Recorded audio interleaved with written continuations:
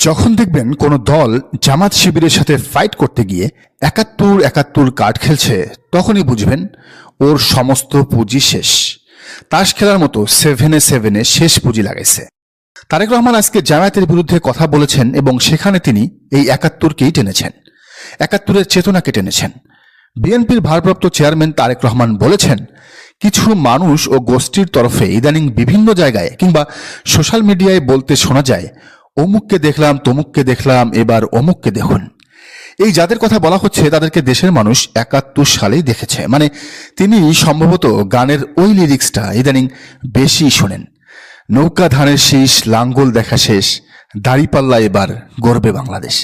তো এই ৭১-এর কার্ডটা খেলার পর তিনি এও বলেছেন, সামনের দিনগুলো ভালো নয়, অনেক কঠিন সময় অপেক্ষা করছে। এমন প্রেক্ষাপটে তিনি সবাইকে সতর্ক থাকারও আহ্বান জানান। এতদিন ফজলুর রহমান, হাবিবুর রহমান, কয়েকজন সাবেক ছাত্রদল নেতা, বিএনপির অনলাইন অ্যাক্টিভিস্ট শাহেদ, জাহেদ, রনিরা কিছুটা আকার ইঙ্গিতে বললেও খোদ তারেক রহমানের মুখে জামায়াতের ৭১ নিয়ে সমালোচনাটা এবারই প্রথম। মানে অনভ্যাসের ফোঁটা কপালে চড়চড় করছিল আর কি। তো যে তারেক রহমান ৭১ প্রেমে হঠাৎ এতটা মগ্ন হয়ে গেছেন, সেই তারেক রহমান মুক্তিযুদ্ধে শহীদের সংখ্যা ৩০ লাখ মানতে রাজি ছিলেন না এই কদিন আগেও। তিনি তার সামনে বক্তব্য দেয়া এক বিএনপি নেতাকে থামিয়ে তাকে বলেছিলেন, ৩০ লাখ নয়, বলুন ৩ লাখ।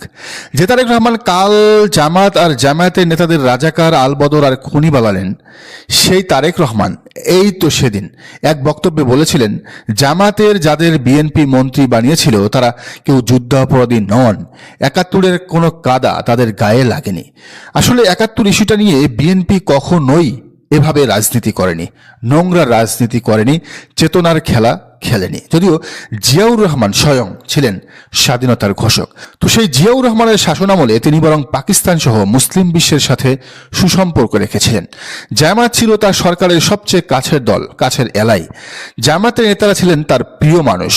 তিনি তার সরকারে প্রধানমন্ত্রী বানিয়েছিলেন আত্মস্বীকৃত জেল খাটা রাজাকার শাহ আজিজুর রহমানকে।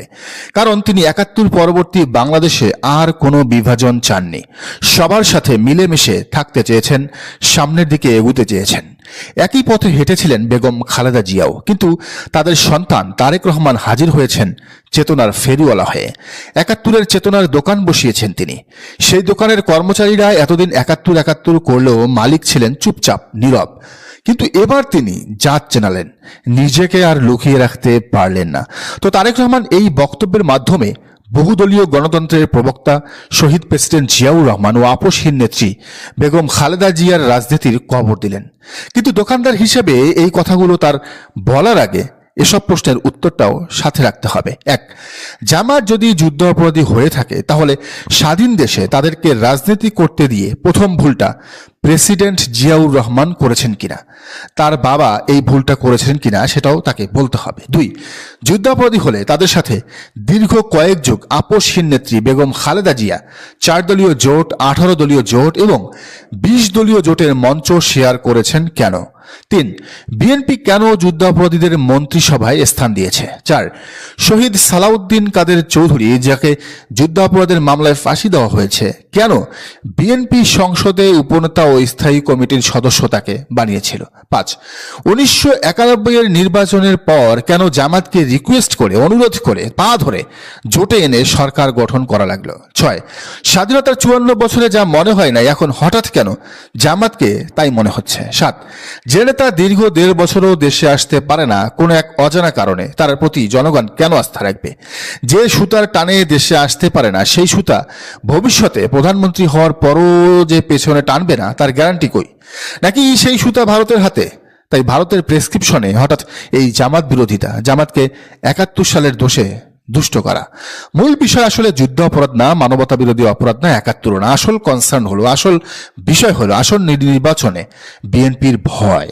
5 আগস্ট পরবর্তীতে যেখানে বিএনপি নিজেদের হাতে 250 জন লোককে ওপারে পাঠিয়েছে, হাজার হাজার কোটি টাকার চাঁদাবাজি, টেন্ডারবাজি, দখল বাণিজ্য সহ হাজারো অভিযোগে রীতিমতো খাদের কিনারা অবস্থান করছে, এমন অবস্থায় জামাতকে আওয়ামী আর শাহবাগী বয়ানে ঘায়েল করা ছাড়া আর কোনো অস্ত্র তাদের হাতে নেই। আর কোনো কার্ড তাদের হাতে নেই, কোনো তল্পা নেই। তবে সাধারণ জনতার কথা হলো, যদি মিষ্টি খেতেই হয় ঘোষেরটা খাবো, মানে সবচেয়ে ভালোটা খাবো। আর মুক্তিযুদ্ধের চেতনা যদি কিনতেই হয় তাহলে লীগের কাছে কিনবো, সবচেয়ে ভালোটা কিনবো, কারণ লীগ সবচেয়ে ভালো চেতনা ব্যবসা করতে পারে।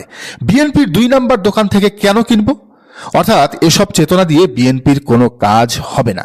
তো এই একই অনুষ্ঠানে তারেক রহমান আরেকটি কথা বলেছেন, বিএনপি নাকি একমাত্র দল যারা ক্ষমতায় থাকলে দুর্নীতির লাগাম টানতে পারবে। মানুষের সে কি হাসি, অট্র হাসি। সামাজিক যোগাযোগ মাধ্যমে হাসির রোল পড়ে গেছে, হা হা রিয়াক্টের বন্যা। কারণ মানুষের মনে তারেক জিয়া মানেই যে হাওয়া ভবন, দুর্নীতির বরপুত্র, মিস্টার 10%, এসব কথা গেঁথে গেছে। 2001 থেকে 2005 অবধি বিএনপির শাসনামলে তারেক সিন্ডিকেট কত হাজার হাজার কোটি টাকার দুর্নীতি করেছে এবং সে কারণে টানা 5 বার বিশ্ব চ্যাম্পিয়ন হয়েছে, তা অজানা নয় কারো। মানুষ জেনেছে পত্রিকার পাতা থেকে, ইতিহাস থেকে, আওয়ামী বয়ান থেকে। কাজেই বিএনপির মুখে দুর্নীতির বিরুদ্ধে আওয়াজ শুনলে মানুষ অট্ট হাসি হাসে। সুতরাং বিএনপির এখানেও পরাজয়, তারা দেশ ভালো চালাবে এটা কেউ বিশ্বাস করে না। তৃণমূলে গত 1.5 বছরে যে মামলা বাণিজ্য করেছে বিএনপি, সেটা ভয়াবহ। সাদা পাথরের মতো আস্ত পাথর খনি তারা উজাড় করে ফেলেছে, গিলে খেয়ে ফেলেছে। মানুষ আঙ্গুল তুলেছে বিএনপির দিকে। টেম্পো স্ট্যান্ড, বাস স্ট্যান্ড, ময়লার গাড়ির বেসুমার চাঁদাবাজি মানুষ সরাসরি দেখছে এবং দেখে যাচ্ছে। তো জামাত এখানেই মূল খেলাটা খেলেছে। শিবিরের পোলাপান্ডা কোথাও রাস্তাঘাটে গিয়ে গায়ের জোরে চাঁদা তুলছে এমন কোনো বদনাম তাদের নেই। জায়গা দখল, জমি দখলের অভিযোগ তাদের বিরুদ্ধে নেই। জামাতেরও এমন কোনো বদনাম নেই। তেমন তারা সামাজিক বাস্তু সংস্থানে ডিস্টার্ব তৈরি করছে না, ঝামেলা করছে না, যেটা বিএনপি করছে। এখন তারেক রহমানরা এতদিন লীগের বিরুদ্ধে রাজনীতি করে লীগ বিরোধী ভোট পেলেও মানুষ দেখলো বিএনপি আদতে লীগের চেয়েও ছেঁচড়া। লীগের এমন কোনো অপকর্ম নাই যা তারা করে না, এবং লীগের চেয়েও বেশি করে। ফলে এই লীগ বিরোধীরা উপায় না পেয়ে বিএনপি নামক লীগ ঠেকাতে জামাতকে বেছে নিচ্ছে। ভোটের পুরো চিত্র জামাতের দিকে চলে গেছে। জরিপগুলোতেও সে বিষয়টি স্পষ্ট। তারেক রহমানরা এখন কি করবেন? জামাতের বিরুদ্ধে তো কোনো অভিযোগ তুলতে পারছেন না, ফলে ওই যে লীগের চেতনা 71 সেইটারে সামনে আনলেন। এই 71 দিয়ে তারা আগামীর রাজনীতিটা করতে চেষ্টা করবেন। মাঠে ময়দানে এখন জামাতকে আবারও স্বাধীনতা বিরোধী ট্যাগ দেওয়া হবে, রাজাকার বলে গালি দেওয়া হবে। মানে ফজলুর রহমানের যে ভাষা, সেই ভাষায় এখন বিএনপির যত নেতাকর্মী আছেন তাদের মুখে মুখে শোনা যাবে। কিন্তু এই রাজনীতিটা কি টিকবে? মানে এই 71 চেতনা দিয়ে কি জামাতকে ঘায়েল করা যাবে? এই যুগে মানুষ কি এইসব ট্যাবলেট গিলবে?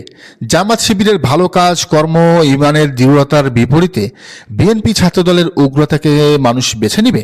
বিষয়টি নিয়ে নিউ ইয়র্ক প্রবাসী প্রিসিলা লিখেছেন, জনাব তারেক রহমান স্যার, একটা কথা খুব জরুরি মনে করে আপনাকে জানাচ্ছি। এটা শুধু পরামর্শ না, এক ধরনের সতর্কবার্তা। গুরুত্ব দিলে কাজে লাগবে, না দিলে সময়ই বলে দেবে কি ভুল হচ্ছে। আপনাদের সামনে বড় বিপদ দাঁড়িয়ে আছে। আজ না হোক কাল, 5 বছর পর হয়তো বিরোধী দল হিসেবেও দাঁড়িয়ে থাকার শক্তিটা আপনারা হারিয়ে ফেলবেন। কারণ খুব সাধারণ, আপনার নেতাকর্মীরা জনগণকে বোঝানোর কাজে ভুল পথে হাঁটছে। ভুল কথা, ভুল কৌশল, ভুল প্রতিক্রিয়া সব মিলিয়ে বিপদটা আরো বড় হচ্ছে। জুলাই আন্দোলনের সময়কার সেই ঘটনা মনে আছে আপনার? একজন পুলিশ মন্ত্রীকে বলেছিল, একটা মরে একটা কমে, বাকিরা পালায় না সামনে আসে। এটাই ছিল জামাত শিবিরের ভয়ঙ্কর প্রশিক্ষণ। অন্যদিকে অন্য দলগুলো শিখতো অন্যরকম আচরণ। একজন মরলে লাশ পেলে বাকিরা দৌড়ে পালায়। যেমন ছাত্রলীগের একটা অংশ তো দেশই ছেড়ে দিল। জামাত শিবির ভয়ঙ্কর এ কারণে যে তারা পেতে রাজনীতি করে না, দিতে এমনকি মরতেও প্রস্তুত হয়ে রাজনীতিতে নেমেছে। ভয় ডর তাদের নেই বললেই চলে। তো বোঝাই যাচ্ছে তারেক রহমানদের ভাষায় তাদের কঠিন দিন চলে আসছে। ফলে শেষ কার্ডটাই খেলার চেষ্টা করছে। কিন্তু তারা যদি এটাই করতে চায় তাহলে আবারও জুলাই আসবে এদেশে। মানুষ স্লোগান দিয়ে বলবে, তুমি কে, আমি কে, রাজাকার। আবারও সেই যোদ্ধারা মাঠে নামবে যাদের টার্গেট করে বলা হয়েছিল একটা মরে একটা কমে, বাকিরা পালায় না সামনে আসে। আবারও